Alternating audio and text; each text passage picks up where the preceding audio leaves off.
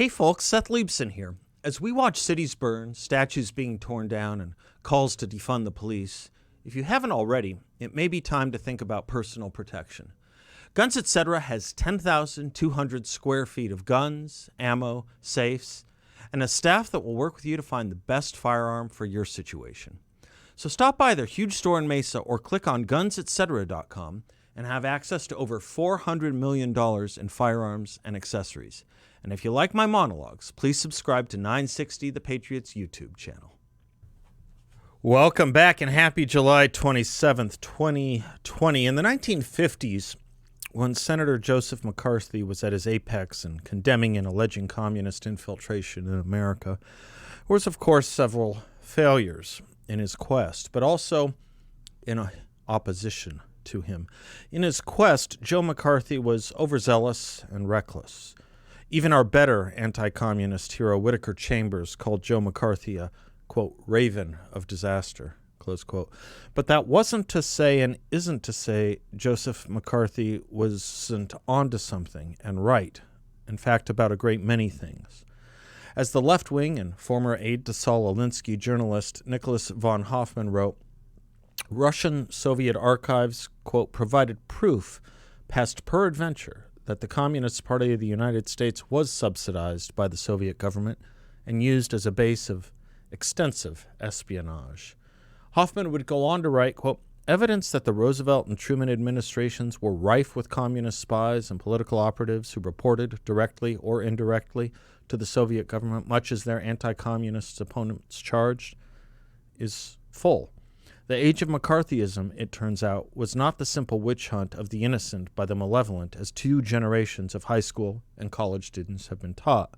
McCarthy may have exaggerated the scope of the problem, but not by much, close quote. The government was the workplace of perhaps 100 communist agents in 1943, 1945. In other words, there were, after all, witches, even when most didn't like the idea of a witch hunt. You may ask why I'm reciting this history just now. Bear with. The issue is liberalism, and McCarthy unwittingly exposed a problem in his day.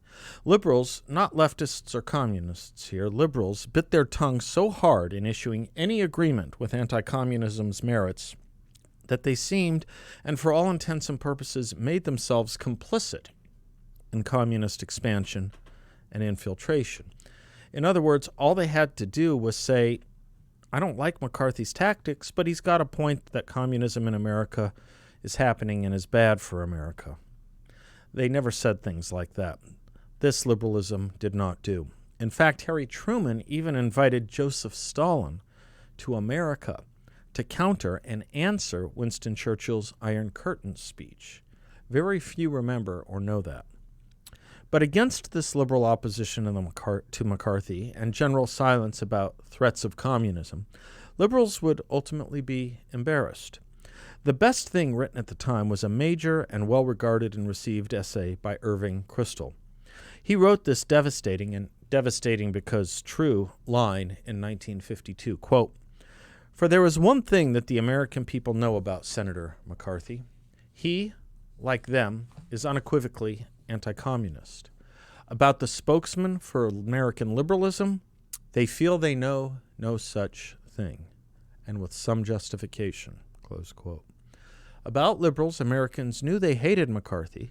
They could not tell if they hated communism. This brings me to today. We know liberals are unhappy with and do not like conservatives. It even borders on if they like moderates. We know leftists hate Donald Trump and his supporters. We don't know if they hate socialism or communism. To put it in Kristol's cadence, there is one thing that the American people know about Donald Trump. He stands unequivocally athwart socialism and communism. About the spokesman for liberalism, they know no such thing. After all, you will not see Nancy Pelosi, Chuck Schumer, Bernie Sanders, or Joe Biden condemn the BLM or Antifa riots. Indeed, you have the press labeling them mostly peaceful. Indeed, you have mayors such as Jenny Durkin of Seattle urging people to protest, to go out in the streets and protest. This at a time when most governors are urging people to limit their public interactions. You have Joe Biden saying police monies should be redirected, a euphemism for defunding, and that police can become the enemy of the American people when they show up in riot gear and vehicles. Indeed, you have Nancy Pelosi saying, quote, "People will do what people will do," close quote, when asked about anarchists and BLM protesters destroying statues. You have governors and mayors taking down those same statues with the apparatuses of the state. And you have Chuck Schumer calling the president a dictator, while Congresswoman Ilhan Omar speaks of dismantling our economy. Meanwhile, Bill de Blasio, the mayor of America's most famous city, uses the apparatus of the state to emblazon a Marxist message on one of the city's most famous streets, even dispatching city employees to repair the painted message when it became defaced. And, you have the Speaker of the House, still Nancy Pelosi, calling agents of the Department of Homeland Security stormtroopers. You know, the paramilitary of the Nazi Party. I guess if you want to encourage anti-fascism, you call their resistance the paramilitary name of the actual Nazi Party. Yes, indeed, about not just liberals or leftists, but about Democrats, the American people know not if they oppose Marxism, rioting, anarchy, or indiscriminate violence. Let us point out an interesting paradox from my setup. In the 1950s, elite opinion was concerned anti-communist efforts were too reckless. Today, elite opinion is fully supportive of a fully Marxist movement. Perhaps it's not a paradox after all. Attack the anti-communists then, support the communists under a different name and label today. You know the names, BLM, Antifa, and even unaffiliated groups rioting and protesting for what? I do not know, except they are unified against Republicans and Trump. They adapt and use sympathetic imagery, but it seems to me the tragic death of George Floyd cannot and is not honored, or even anything close to redressed by what we are seeing now. 30 people have been killed in these riots and protests since George Floyd's death. There is no reform or honor in any of that.